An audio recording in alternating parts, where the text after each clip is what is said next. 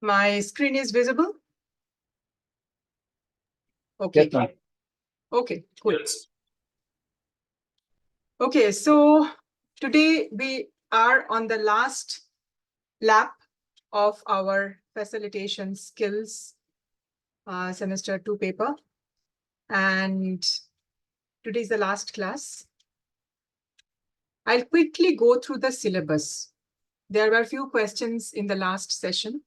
So let me quickly go through the syllabus. I guess all of you are having it, but still for the benefit of everyone, I think let me pull up the syllabus. Just give me a moment.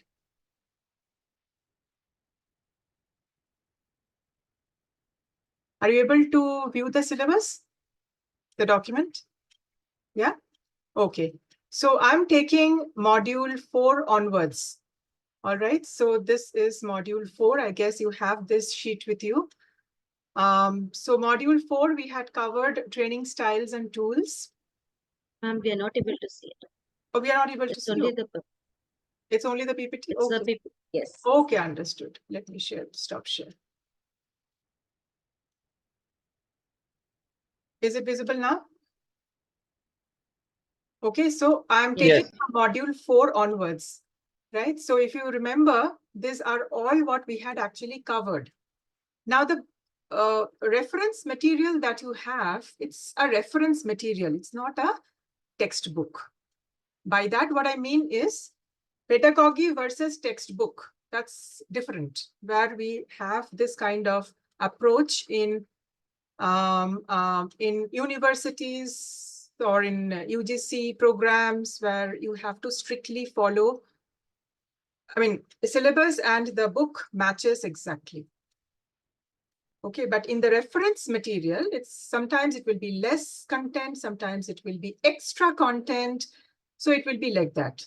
But what will come in your question is only from the syllabus, because syllabus is what has been approved by the board.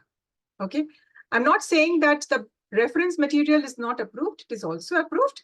But as I said, it is a reference material. Like there can be hundreds of such reference materials for you. Right? So having said that, it will have plus minus of content.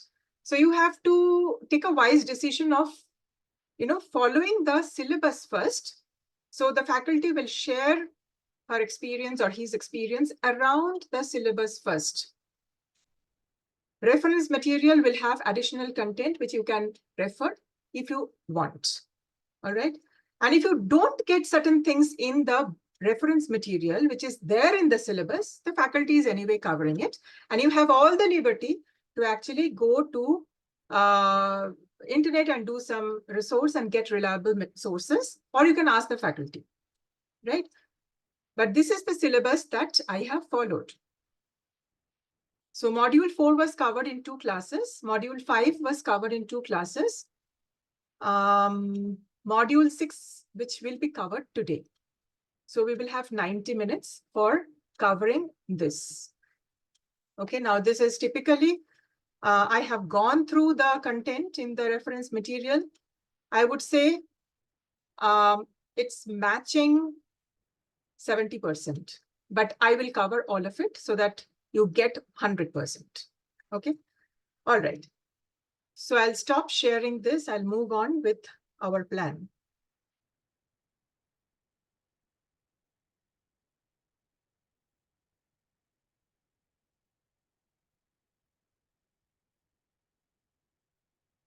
Okay, so the slide is visible, I'm sure. Now you can just give a thumbs up. It is visible? Okay, so I can see Nandan saying yes. All right. So we will do a recap of what we had done over the last 4 classes. Let's do a quick recap. Which of the following best describes the concept of chunking with respect to content? What is the right answer? You can go through the options yourself and tell me the correct answer. Which of the following best describes the concept of chunking with respect to the content?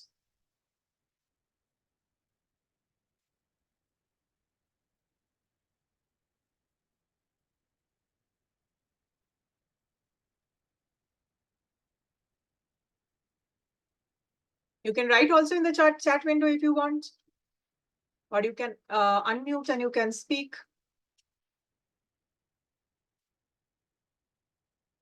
Option B, okay. Keep them coming. Keep the answers coming. Rest of you.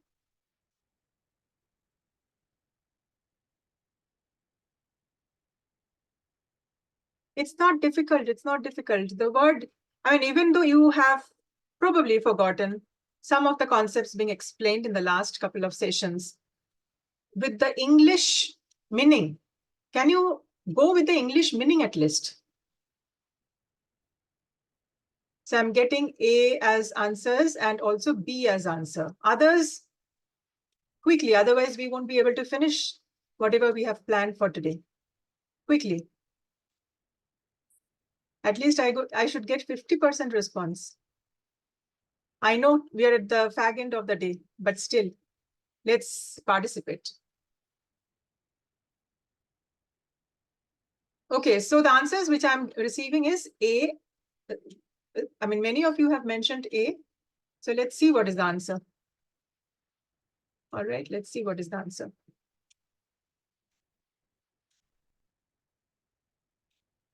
So as the word itself says, the English dictionary says, chunking means breaking content into small, manageable units to help in memory retention and understanding. So breaking a huge chunk of information into understandable short sentences, keeping the essence intact.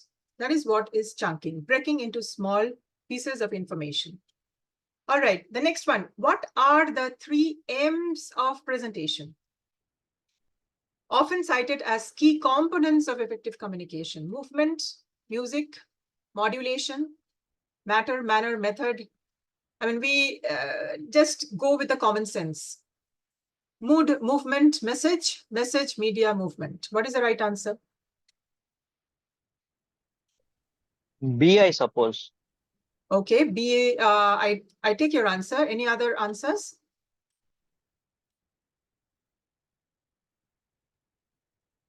So it's a process of elimination, guys. It's a process of elimination. So movement, music, we can start eliminating. We can add as fillers. Those things can be added as fillers, but these are not the essentials. Okay, so when we speak about essential components, matter is the content, manner, how you present it, the method, the structure you follow.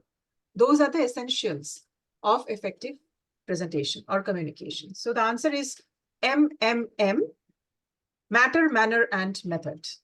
All right, good. The next one, what are the 3 P's of presentation?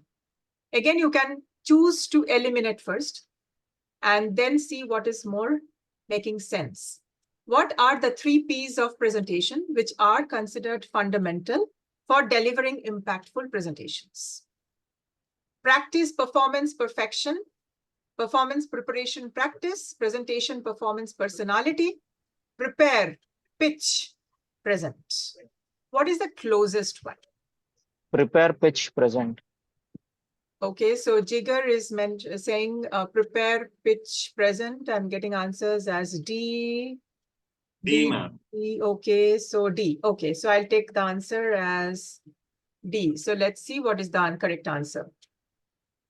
So prepare. See, there is a connect between the 3 M's as well.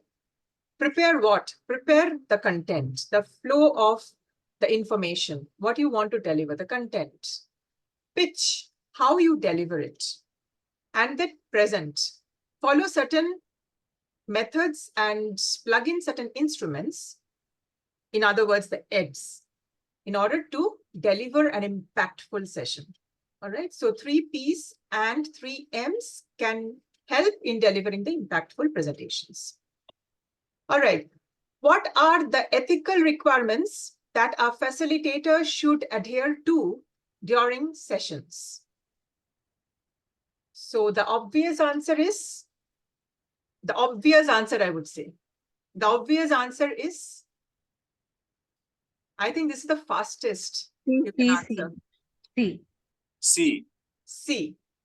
Excellent, because criticism, not of course. C for Charlie. Bully, not of course. Control, not of course, because their facilitator, the primary role of facilitation is what? Moderation, not control. Professionalism, collaboration, and communication. So this is what is an obvious answer for this question. Next. Now we will quickly do a brainstorm. Okay, there is no one answer as an option, but you have to think of what could be or what are the 4 examples of a good beginning of a presentation and a good ending of a presentation. We have covered this in one of the sessions. So give me 4 examples for each, beginning as well as ending. Ma'am, I think recording is not on. Arpita ma'am, recording on nahi hua lagta. I think recording is on. Yes, it has been recorded. It is? It is being recorded. I couldn't see that. Thanks. Okay, thank you for reminding me. Okay, so give me 4 Icebreakers and examples storytelling. of each. One by one. Icebreakers and storytelling. Ice breaking, okay. Storytelling. Storytelling, okay. What else? Others? Thank you, Jigar. Objectives must be clear.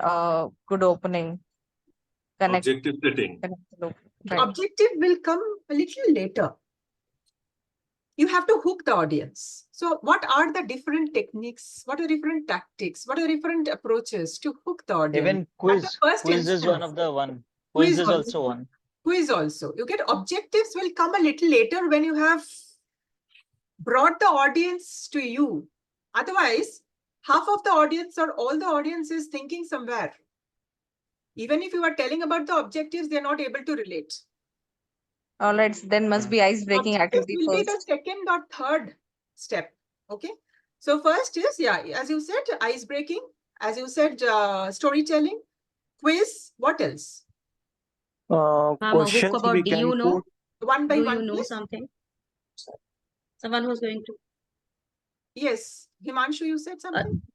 Yeah, ma'am. Questions we can put. Quiz. Facts. So do you mean quiz and personal story. questions would be different? Yeah, A it will quiz be may be different. about a fact, but Okay. a question in a length, a hooking question, do you know? Something like Okay. Okay. a hook question can be a different. Okay. Do you know is very generic, right? You need to be very specific. So what kind of statements or questions you might want to put? Maybe you can Ma'am, give do one you two know with examples. respect to the, do you Ha, know do with you know respect with to so- that objective? With Correct. reference to Respect that to the objective. topic. Yes. Respect, Yes. relevant to the topic, not the objective, relevant to the topic. Respective to the topic. Means you are putting the people to think, Yes, ma'am. A brainstorming in the sense. whatever. brainstorming. So you are already drawing the audience towards you. Okay. What else? Anything else?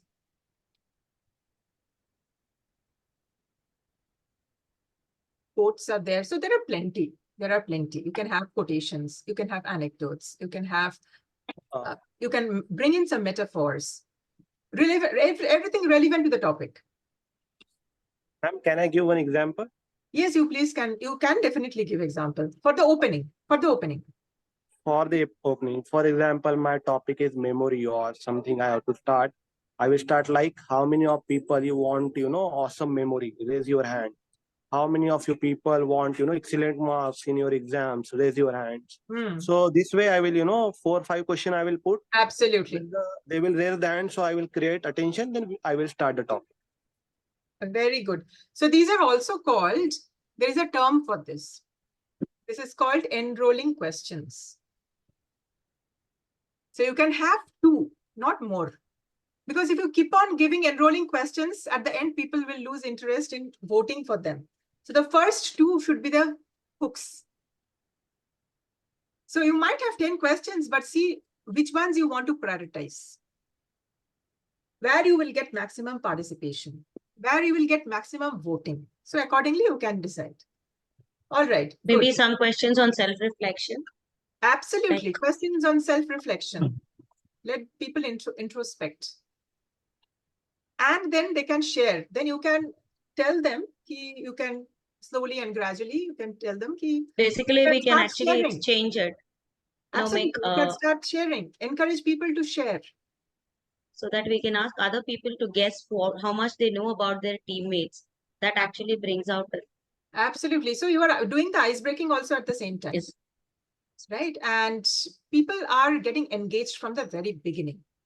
So when people are engaged from the very beginning, after that, it is very easy to explain the objectives. People will understand them much better. Rather than, it's like reading out something and half of it they're not able to understand or relate.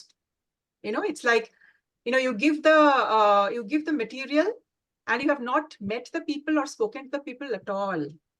So half of them will just keep it in the cupboard. Some of them will not even open. Some of them will open maybe the first page. So it would be like that.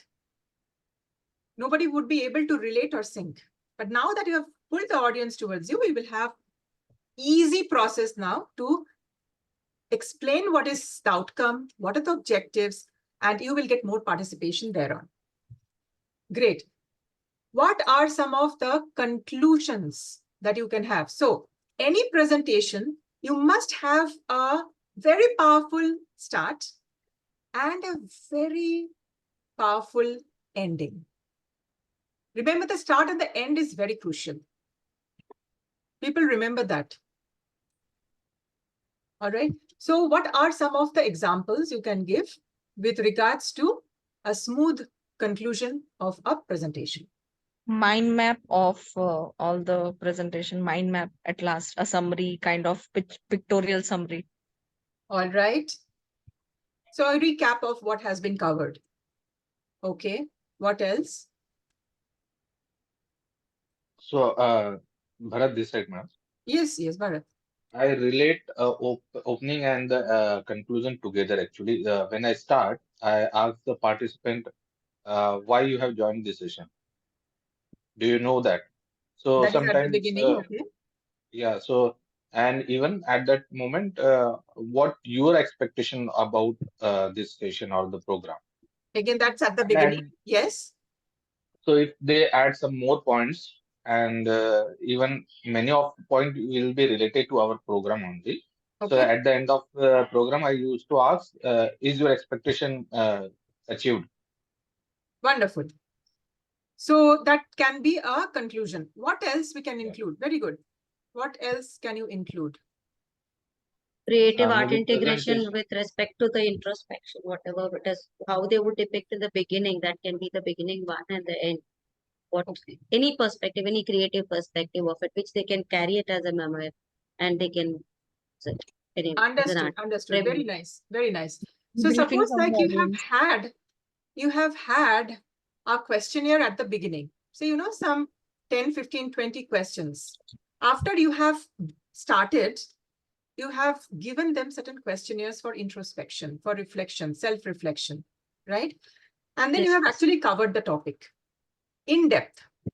Towards the end, you give the same set of questionnaire, the same set what you gave at the beginning, and see if the answers are changing. That is a reflection of people have made themselves more aware, they have understood, and they have transformed. Even if it's not 100%, a small canvas. at least there is a progress, and a little change has happened. I'm not saying for any behavioral intervention, you will see the change immediately. Not possible. So if at all there is a needle change happened, that will get reflected in that same questionnaire if you actually put towards the end also. That itself is the proof of the impact being created. Right? So that can be a powerful self-reflection of what I have learned, what I was, and what I have become. It's all about who you become at the end, right? So what I was and what I have become, even if it's a 10% change, that is a great thing. Even if I'm saying it can be 50%, some people learn faster. Because I remember this when I had been. Sorry? when I had been to teachers training, I'm a teacher, I told you. So when I had been there, they had used this, giving us a small canvas wherein your questionnaire introspection, and based on that you paint anything abstract. Wherein at the end of the day, we were also given a small canvas where with that same questionnaire with the canvas. So the paintings Absolutely, differed. it We will used to change. carry the paintings. Yes, yes, So yes. we carried the paintings. That remains in our Absolutely. memory. Absolutely. Those are the elements of how you can measure the impact. That is the biggest thing. Nothing else we are looking for. Any learner is looking for that, and any facilitator is looking for that only. Right. And after you see the change, see now that there is a change in the canvas, the design, the diagram, the choosing of colors, everything is changing.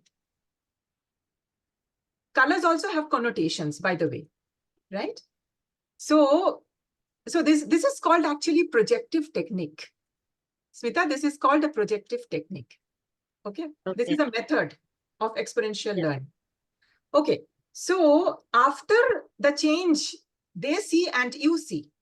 What is the next step? So we are all discussing about the conclusion part. What is the next step? Next step. Implementation of that. Absolutely. So what is call to action? What is a plan forward? Right? So these are the powerful ways, because you want them to actually carry forward the learning, implement them at their workplace or in their life, wherever is the setup, right? Over a period of time, and learn by doing. Keep learning by doing, right? So these are the ways, powerful methods of beginning and ending any presentation. And you can easily measure the impact if there is a change. Wonderful. So let's move forward. This is what we will be covering today, as I already mentioned. Thank you for contributing for the recap portion. Now this you can find actually between 104 to 121 page, module 6. But as I said, not everything is over there in the reference material. You will probably get 70% of it. Remaining, I will be anyway covering. Additional information, if you still want, you can ask me, or otherwise, Internet University is there. Find out which are the reliable sources of information for you and start learning from there as well. All right. I would like you to actually scan this code. Okay, this is Mentimeter quiz. You can scan this. Okay, and you can start voting. There are 3 options you can actually give as input. So you can input 3 answers. Once you are actually able to go to that question, you can input only 3 answers. For this question, what are the types of participants you have in a classroom, whether it's online or offline? Are you able to scan the code? Are you able to see this page? Okay. So input your answers, only 3 answers, but you should put 3 answers because I'm sure you will have different observations. I have logged in through mobile. No problem. Mobile or laptop doesn't matter as long as you're able to vote. नहीं scan कैसे होगा फिर? How will I scan? I will. Scanner is there, no? Scanner, you can download that app, Scanner app. No, Jigar sir, do simply take the screenshot, put in, start your Google. In Google, there is a wall, Okay. क्या Okay. बोलते ठीक है, हैं, So screenshot whichever लेके way Google it में डालो. works. वहां पे Okay. डाल दो, हो जाएगा. हाँ, Simple. बहुत सारे options है आपका solutions में.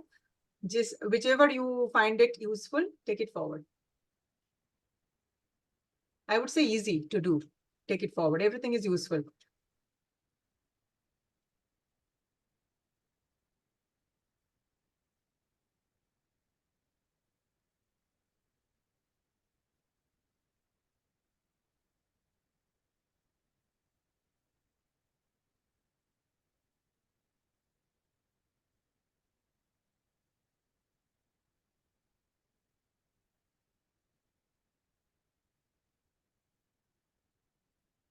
All of you have started voting?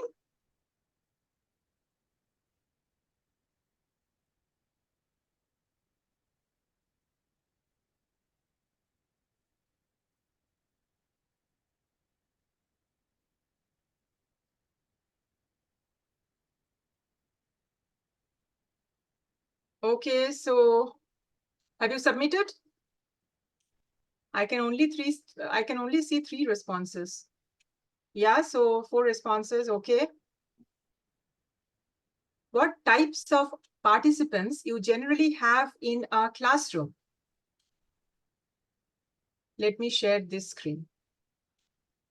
But I don't want to influence any of you. Give your, whatever is coming to your mind. Don't get influenced by whatever is coming in here. Don't get influenced by these words, okay? Just answer from your end. Don't get influenced by the words. This is just for you to know what types of participants generally are there in any session.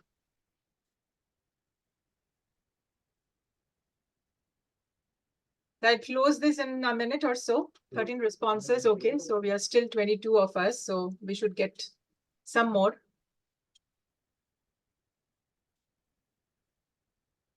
Offline should not be the answer because offline is in the question.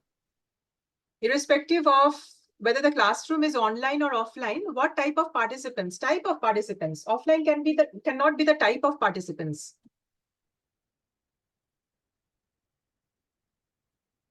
Okay, active vacationer. I like this word, vacation. Okay. Managers, freshers, passive. Managers is a role. Freshers is a role. Again, type of participants is different from freshers or managers. Not participative. Participative. Disruptors. Active, Yes, passive, disruptors, eager to active, learn, passive. low performers, These are all- less attentive, inactive. I know everything. I know everything. Yeah, then eager learners, bold. Very nice, very nice. So I'll close this now. Okay, thank you for these inputs. Okay, now let's see now what we should do. Because audience, you cannot really have any control, right? I mean, you welcome audience, you welcome participants. You don't have any control. What type of participants you will actually get? You have no control in that. Okay, so now typically taking all the inputs that have come in plus additional inputs. Okay, you see there are these types of participants you typically get in a sample size of 10, 15, 20, 100, 1,000, 10,000. Typically you will have sections of this. Some are very social, highly active, too much of analytical people, unhelpful people, non-participative, doesn't get interest in anything. They're not participating also. Emotionally charged, hostile, confrontational, advanced. If you don't understand, we will discuss. Okay, advanced, confident, emotionally engaged, tech savvy. Some are not tech savvy as well. Reflective. Some are struggling. Some are reserved and introvert. Distracted, competitive, always in competition with the next person. Creative, thoughtful, experienced chasers. We'll discuss all of that, don't worry. Uninformed, neutral. Yes, no, nothing. Everything is good, everything is bad, so it's like neutral. Expert, tangential. Typically, these are the types of participants, irrespective of fresh graduates or experienced people or managers or engineers. These are the types of participants we have in a classroom. I mean, when I say classroom, in a setup or in a session or in a seminar, which can hold thousands of people, right? So you have no control. You must welcome all the participants.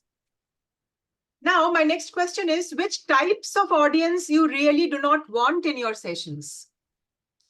As I said, you don't have any control, but you will be hoping. You will be hoping. I should not get these types of participants in my session, right? So what types of audience you don't want? These are the no's you really don't want, but then they already are there. But still you have to manage or handle different situations in a very effective manner. So What are they? Unhelpful people. You don't want who are unhelpful. It doesn't serve either the learners or the facilitators as well. So you don't want people who are not helping each other. You really want people who should collaborate, who should help each other. All right. You will be hoping not to have such participants who are not participative. You want people to participate. Participation is the major tool of learning. If you participate, you learn. You don't participate, you don't learn. That is a passive learning. Even if you are not participating, that's a passive learning. Others are questioning, you are getting the answers through the questions being asked by others. That is not participation. You also must be thinking. You must have something unique to ask. So, non-participative, you really do not want. You do not want this type of people in the audience as well, who are emotionally charged, hostile, confrontational, right? Advanced. What is the meaning of advanced here? Means, I know it all.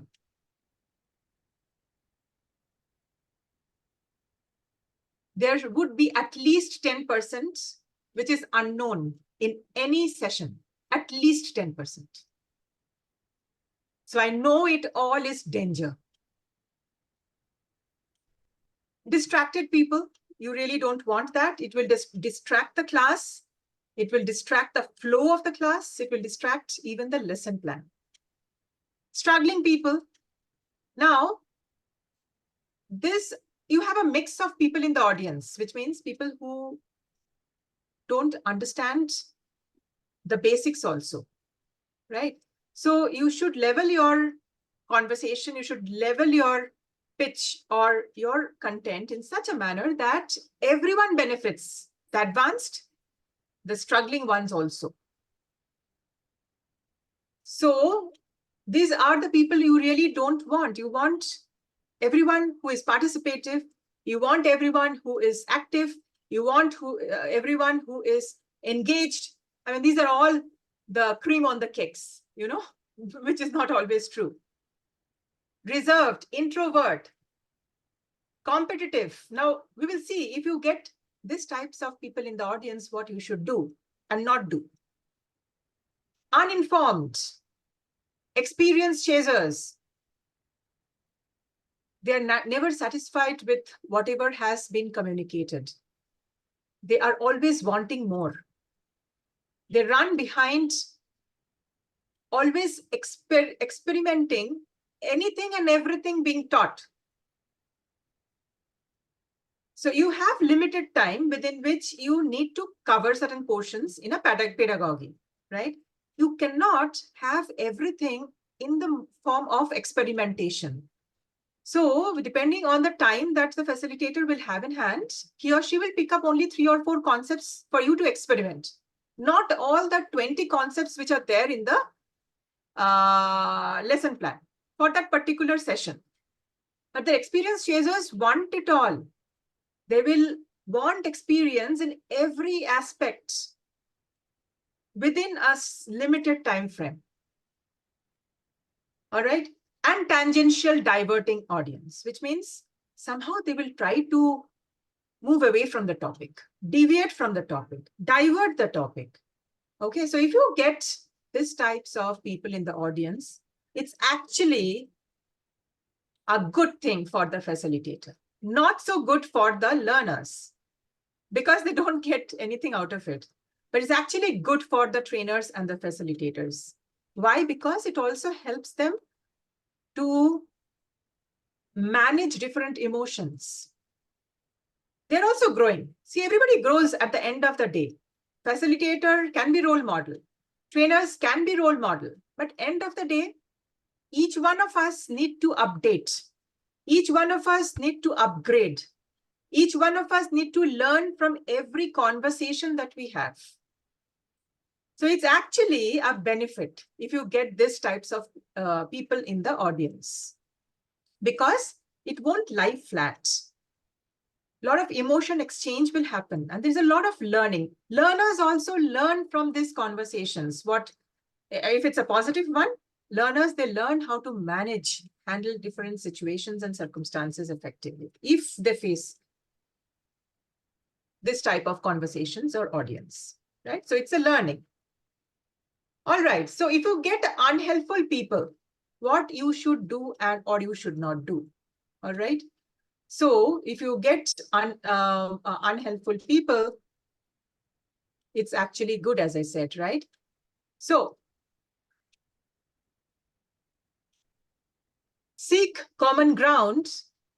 That is the wise way of handling this situation. Seek common ground. Find a topic or perspective that might resonate with them, even if it's not directly related to the current conversation or discussion. Build a rapport with them. Make them more engaged. So you can use certain phrases like this.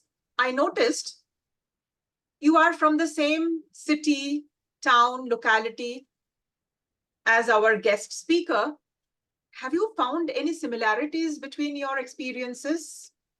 So these kinds of commonalities you can draw. You can ask such questions. So people who are unhelpful, they will probably open up. So you can try, right? So these are the different approaches you can actually do. Next, ask direct questions. Directly involve them by asking specific questions that require their input. This can encourage them to participate and contribute positively. For example, what you can do is you can say, what are your thoughts on how we can improve this process? Suppose you are just running a process and you need to be facilitators or moderators. They're also great observers. We have seen some of the qualities of trainers and facilitators in the last couple of sessions. So you must be able to pick up those people in the audience in your mind, I'm saying, not by name. In your mind, you would have already understood the audience well because you need to scan them.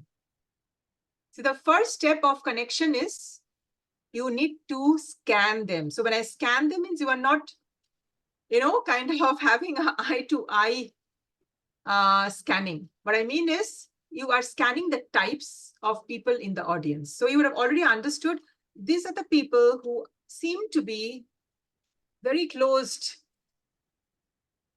which means they may not be participative, or they may not be opening up so easily, or they may be not helping in nature. So you will understand from the different gestures and body languages and the types of conversations that you have. So at the beginning, you must scan your audience, online, offline. Okay. Now, online, it is difficult to do at the initial phase unless the video is on. Okay. So if the video is on, you can still understand. Not to that extent if it's an offline session, but still you can. But if the camera is off, your hands are tied, right? So at least that is the time you have to refer by name. Jigar, what are your thoughts on how we can improve this system, right? So you are spotlighting the individual. It is easier in an offline session. All right. So these are the different ways you can engage unhelpful people by understanding at the very beginning what types of people are in my audience, and accordingly using that particular tool or technique to engage them. Non-participative. Encourage active listening. How? Invite them to share their thoughts or reactions to what has been discussed. So you can ask them to rephrase. We just discussed this. Nandan, can you rephrase what I just mentioned in just 1 or 2 sentences? So you're putting the people on the spotlight. And when it's an offline session and last 10 minutes, you have seen that Nandan has not participated enough when others have actually done it, then you can directly ask Nandan, so Nandan, what are your thoughts? If you were at my place, what would you have redesigned in the process? Why don't you take the marker pen, come here and share your thoughts? So these are the ways you need to involve them. All right, ask direct questions. Next, provide opportunities for contribution. As a facilitator, you must create that scope, that opportunity, give that platform for them to share. Offer them tasks, maybe in the form of tasks, in the form of roles. So you can do a role play. And if you are doing a role play, or if you actually have 22 people and you want to have only, I would say in each team, you want to have 2 people. So if you have 2 people, it is not possible that those 2 people will never interact. Put non-participative people in that small team. So have 10 teams and give them a task to do. So you are engaging them anyhow. So reduce the number of members. Even if you have 3 people, it is a possibility that 2 will speak, 1 may not speak. So you need to strategize, all right? So provide opportunities for contribution, tasks, roles, note-taking, summarizing key points, leading a group discussion, and so on and so forth. So you can have questions like, could you share your perspective on this point? Or would you mind summarizing the key points we have just discussed? So you are bringing them to the discussion. Next, if you have hostile people, I said confrontational, high on negative energy, spreading negative energy, right? So hostility. So what is the way out? As a facilitator, you must maintain your calm. You must be composed. You cannot lose your temper. All right, so keep your composure and respond calmly to any type of hostility, for any type of hostility. And how you can communicate. So communication over there is very crucial. So you can probably say these things, like, I understand you have concerns about this approach. Let's discuss this calmly. Or you can acknowledge the concerns. Even if you disagree, acknowledge the concerns and show empathy and try to address the underlying issues. Keep your emotions under check and deal with the content and not with the person. Remember, deal with the content or the concern. You don't have to deal with the person. All right. So this is the golden line. Okay, this is the golden line. If someone is disrespectful, you need not be disrespectful. Should not be. Because your role is facilitation. You are the role model for the rest of the others in the session. So you cannot lose your cool. Concentrate only on the content or the concern. Try to address that. Don't address Bulb on moment. Bulb on moment. Yes, it's a bulb on moment. Okay. Sometimes we tend to, in the process of the discussion, it happens.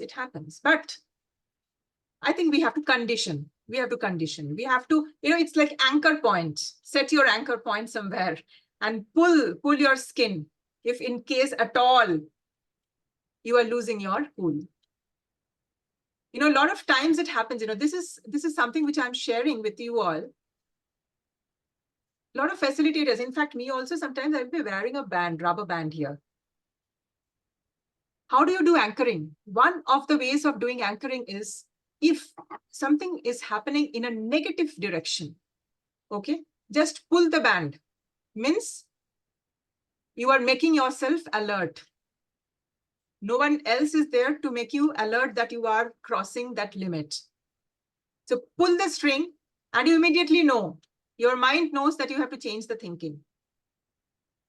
And then you will come down. Automatically, nobody will have to tell you anything.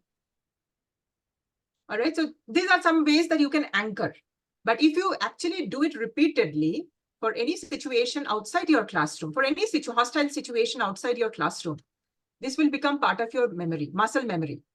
You don't then need any kind of, this rubber band, what I'm talking about, or any kind of anchoring techniques. Your mind will be already conditioned to handle such situations well enough. All right. Okay. So the next one. Okay. So if suppose, this kind of situation, another example could be, I see you are passionate about this topic. Okay. Can you explain what specific issues you are worried about? So you are showing that you are listening carefully to them. You're not concerned about how they are saying, yelling or frowning at you or whatever. But you are, because you have set the context that we will discuss, but calmly. You have set the context there. Okay. And second, the second line can be, I see that you are passionate about this. Well, can you explain what specific issues you are concerned about? And then you pause. And then if there are responses ready with you, you can respond appropriately. All right. Next, advanced. If you have people who already know everything. Okay. And they say, I know it, I know it, I know it, I know it all, I know it. Okay. If such, you can't control, right? You will have, it's okay. It's a learning, I said. So challenge them intellectually. Ask them, why don't you champion this topic? Share your thoughts, whatever you know about it. I will add. The last 20 minutes belong to me. The first 80 minutes belong to you. If it's a 100-minute session. Accordingly, you can do that Pareto principle, 20-80. Or 60-40 or 70-30. So give them the stage. The next day, they will participate. The next day, they will come and participate. If not the same day. Okay. So the attitude will change over a period of time. Offer advanced insights or perspectives that cater to their level of understanding. Okay. So that is one approach. Also, you can, as I said, they can share their expertise and you can go to their place. You can go and sit at their place. You are the learner that time. Okay. Another way is provide them as much information as possible with additional resources and materials. So these are the different ways. These are different ways, you can manage these types of audience. So you can say, here's a paper that goes beyond and deeper into what you want. You see how the conversations can change people thinking and you can draw the people towards your side. If not for the same session, they will be different in the next session and they will be with you in the next session, right? So here's a paper or here's a material that goes beyond and deeper what you are looking for in this topic. I think you will find it interesting. And if you want, you can come and share with the class. In our next session, I'll give you 10 minutes for that. So give them every opportunity. Let them share if they know it all. All right. It's not a challenge. You're not throwing a challenge. Never ever show that. Be as compassionate as possible. But end of the day, you are trying to engage those people, involve them people, bring them to that active stage or participative stage, right? All right. Now, distracted people, right? So distracted people, how do you manage them? Bring focus back. How do you do that? Use engaging techniques like asking direct questions or introducing an activity to regain their attention. So you can put them in the limelight, spotlight, or you can involve them in some activity. So what you can do is you can tell them, hey, I need to, arrange the flip charts. I need to have this flip chart cut into 4 equal pieces.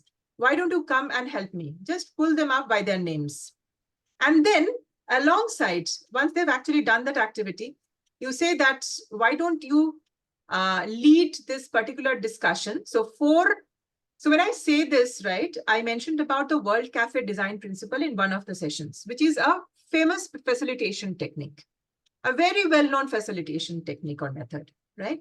So then you can tell them, so this is the topic that we are discussing. Stay back. Don't go back to your seats. I want all 4 of you to lead the session. So this is the topic we would be discussing, and you form your own team, or you can actually have numbering 1, 2, 3, 4, 1, 2, 3, 4, all 1s together, all 2s together, all 3s together, all 4s together. So anyway, you are helping these 4 guys to actually build the team also. So all 1s, one of them, all 2s, the second one, all 3s, the third one, all 4s, the fourth one, right? And then you are making them the leader also to lead the World Cafe design facilitation approach for a particular concern area. So as I said, facilitation is a idea generation technique. So now each of these guys will be writing so note taking is also an involvement, right? So collating all the inputs which are coming in through the discussions in each of these 1s, 2s, 3s, and 4s, right? And then you can ask each one of them also to present, and you can also tell them, why don't you ask your team, someone to self-nominate, or you nominate someone from your team, and both of you present for group A. Then for group B, both of you can. So like that, you can involve the people, even if they are distracted, even if they are non-participative. So you're putting them on the spotlight, giving them certain tasks, roles. So it won't give them chances and opportunities to see Facebook, to see Instagram, to chat with their bestest of friends, and so on and so forth, or planning for Saturday nights, right? They won't be doing all of that, right? So involving them, putting them on the spot. All right. Okay. The second one under this is break content into digestive chunks. We spoke about chunking in one of the recap questions. So what you can do is you can present information in shorter digestible segments. Make it as interesting, micro bites as possible. People get overwhelmed with a lot of information showcased, or at one goes told without any breaks or pauses, right? People get overwhelmed. They would remember the beginning, but they would have got lost in the middle. And towards the end, when somebody is spotlighting them, oh, what? I mean, I forgot. What is it about? I didn't understand. So these kinds of things can happen. So if you break big paragraphs or big content, as you are saying, or as you are displaying, into bullet points, 1 line, okay, that helps people to remember better and understand better as well.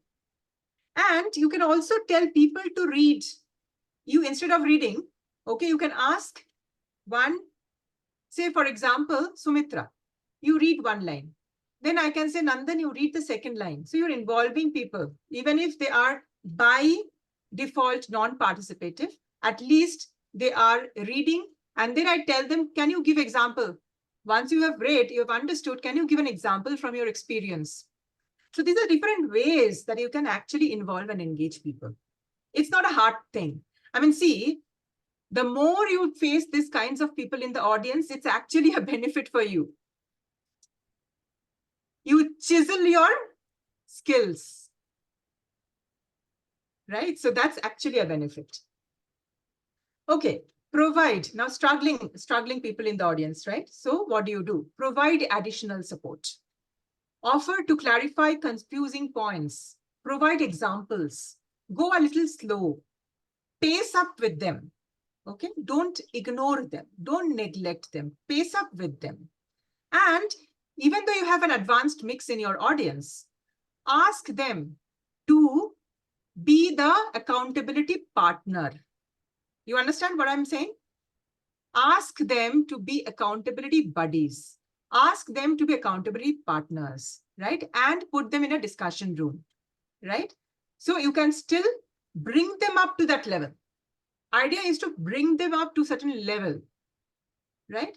So with the audience only, with the types of participants only, you can actually bring up the level of your struggling audience. Encourage questions. Ask them that and tell them that no question is silly. Ask them and encourage them to ask questions. Okay, so that's how you can involve the struggling people.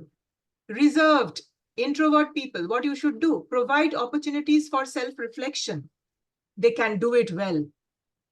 If you can remember, any introvert, any reserved people, you ask them to self-reflect, they will do it really well. Offer one-on-one support. Offer one-on-one support. I also mentioned about the different ways that you can pair them up. You can involve them, give some tasks, roles. Yeah, they will open up. They will open up. People who are highly competitive. That's also a challenge for the facilitator. You also need to engage them. How? Emphasize teamwork and collaboration rather than individual competition. Okay, so this can channelize the energy. This can channelize the energy. Okay, and what do you need to say to those people? Let's work together to solve a common problem. It's not your problem. It's not my problem. So it's a common problem. And we can solve it in a better way if we work as a team. So let's work together to solve this problem. We will celebrate our success as a team. So certain communication phrases and words will be really helpful to bring in such people in the discussion. Acknowledge their contributions as well. Okay. And you can say, great idea if they're sharing certain ideas. Great idea. Your input really adds value to our group discussion. So you must use certain words. Your inputs are adding a lot of value to our group discussion. Don't just pause over there saying your inputs are adding value. Don't pause over there. It means that it's still being individualistic. Okay. For emphasizing the teamwork and collaboration, you must use certain words. Your inputs added a lot of value to the entire class, to the entire session, to all of us, for all of us. And we will all celebrate the success together. All right. So gradually it will shift their thinking process. Uninformed, experienced chasers. Provide clear explanations, share relevant experiences. Okay, I think it is self-explanatory. People who are diverting or distracting the class, gently redirect. Okay, so I'll tell you how you can have the communication. So when I say gently redirect, it could be, that's an interesting point, but let's bring the focus back to our main topic. We are actually deviating from the main topic. We will discuss offline. So you are not saying that I am not interested in what you say. I have an interest in what you said. We will discuss, but offline. But let's focus now on our main topic. Set clear expectations. And what kind of conversation you may have? Let's relate our discussion back to the project goals. How does this idea contribute to the overall objective? Right? So if you face certain audience, members in the audience, so this is the way that you can actually manage.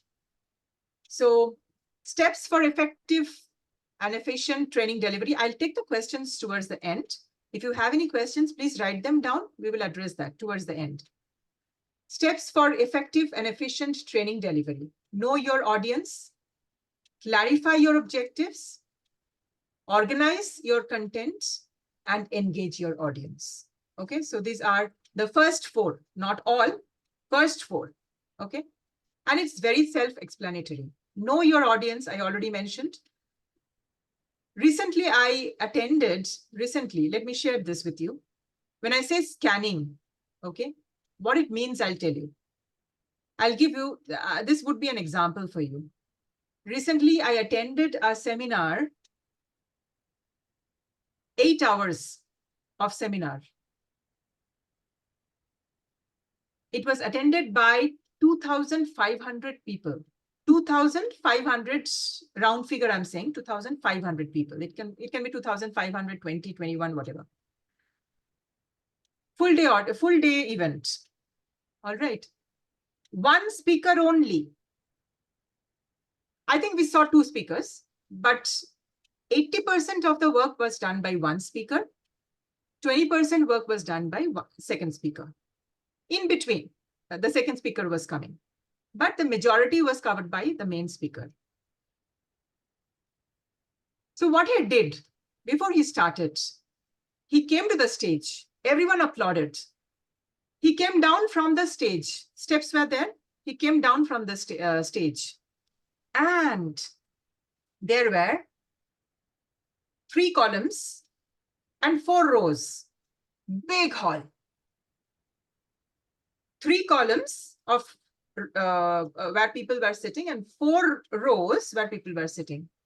He went around each of those areas, you know. As I say, you can visualize how many such spaces would be there, or pockets would be there, right? So there are so many pockets in that room, in that hall. He went around each of those pockets, and he was literally, I would say, having an eye-to-eye connect with every person in each of those pockets. And not only eye-to-eye contact, he was trying to connect randomly with 3 or 4 people in each pocket. How? I saw you standing in the balcony. Probably he saw, actually. I mean, the cameras are there everywhere. See how he is building the engagement. So he's gone even before the session has started. He started analyzing people from, I think, the entrance itself, right? So he was standing in the balcony and you were having a nice sip of coffee. Did you like the coffee today? You imagine people are surprised. 2,500 people were awed. This is how. That is what I'm saying as scanning. Not measuring people, but actually connecting with people.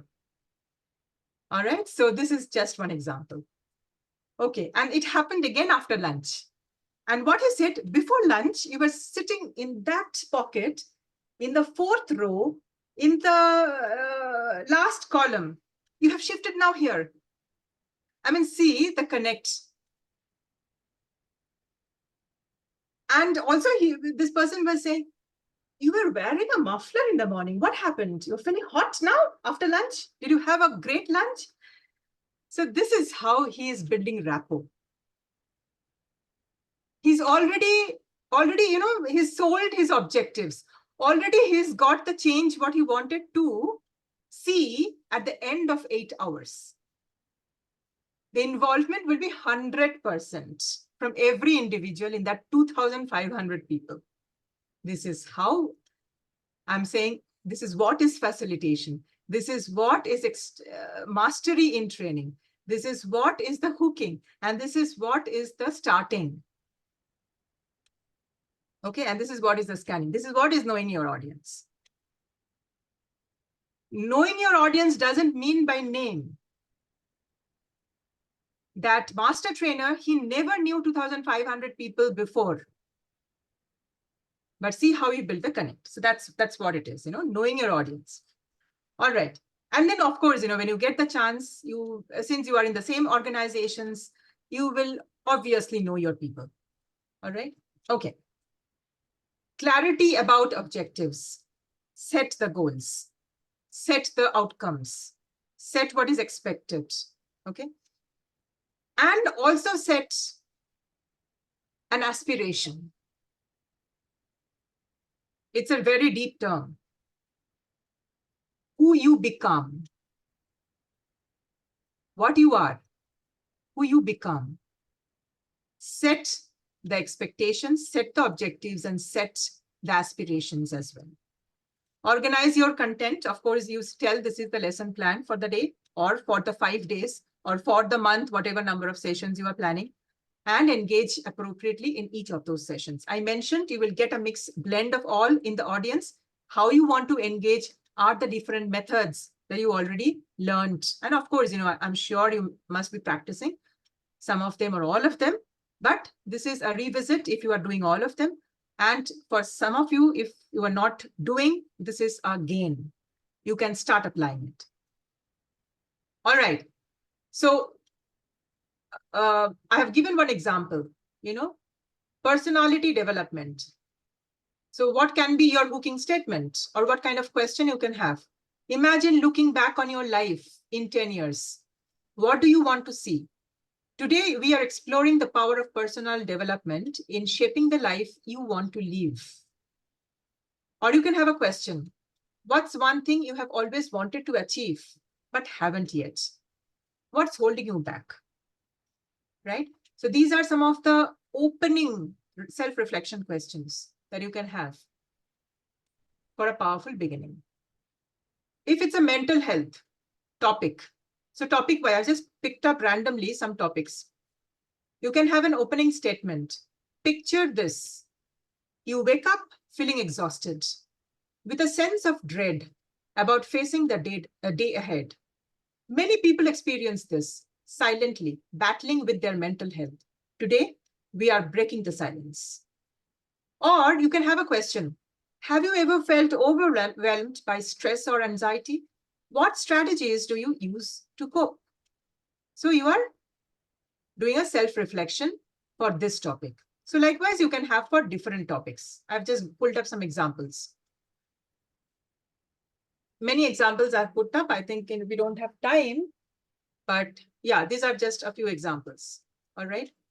Now the fifth one, we discussed 4. So this is the 5th one. Use visual aids wisely. If you have too many transitions, that is distracting. If you have too much of animations, that could be distracting. So use it wisely. Practice delivery. Even the bestest of the speakers, professional speakers in the world, they practice delivery before they actually come to the stage. Use body language. So it should be in sync with what you say. Your eyes should speak. Your gestures, hand gestures should be in line with what you say. Use body language and voice effectively. Handle the question and answer sessions appropriately. All right, so I'm discussing about the steps for effective and efficient training delivery. If you get any disruptive or aggressive questions, throw the question back to the audience. You should be able to manage your time for an effective and efficient training delivery. You should seek feedback. So these are the 10 steps for efficient and effective training delivery. Now, these are the nuances of virtual delivery. Technical setup, you must be very careful because last moment, everything you have set up, but last moment, it may not just support you. Okay, so you should be ready with a plan B, plan C also, while you have rehearsed with plan A. So technical setup, ensure you have a stable internet connection, proper lighting, clutter-free background. Test your microphone, camera, any presentation software that you use. Check the compatibility of your system and email your presentation to the organizer in advance as a backup if you want. Engagement challenges. Virtual audiences may have shorter attention spans, so use engaging visuals, polls, breakout sessions. Encourage active participation through chat features, QA sessions, interactive elements. Non-verbal cues. Body language might be less visible online. We are talking about the virtual delivery. So use exaggerated gestures and facial expressions to convey emotions. Maintain eye contact by looking directly at the camera rather than the screen. Distractions. Virtual environments can be full of distractions. So keep your presentation concise and focused. Minimize external distractions by using a quiet space and silencing the notifications. Any notifications we must silence. Any technological issues, be prepared for it. Have a plan to address them, whether it's audio, visual, technical glitches, whatever. Consider providing technical support or troubleshooting tips for participants. We must be familiar with the virtual tools. Zoom, Microsoft Teams, or Google Meet, whichever collaboration tools you are using. We must be well versed with the features, screen sharing, whiteboards, quiz, annotation tools, and so on. We must be able to manage time and the lesson plan effectively. Audience interaction, engage through different ways, call on participants if at all required, involve them. I discussed all of this at length before. Adaptation to remote environments.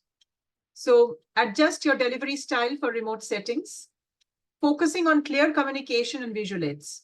And be mindful of any cultural differences. We must respect each and every culture in the room. And time zone considerations.